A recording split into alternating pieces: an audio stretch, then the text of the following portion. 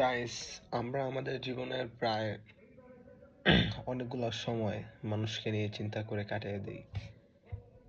যদি আমরা একটু ভালোভাবে চিন্তা করে দেখি যে আমাদের প্রতিটা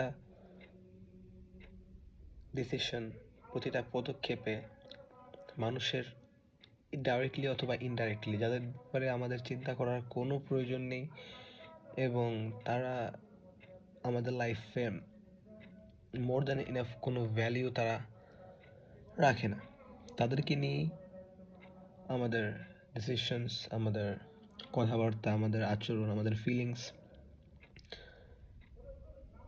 চেঞ্জ হয় এবং তার কোনো রিজন নেই।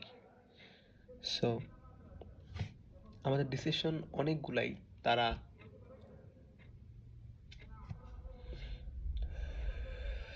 কন্ট্রোল করে থাকে। এভরিওয়ানস লাইফ, সবার জীবনে এরকমটা হয়ে থাকে। বাট আমরা মানুষকে নিয়ে যতটা চিন্তা করা বন্ধ করব, আমাদের লাইফের ক্লারিটি এবং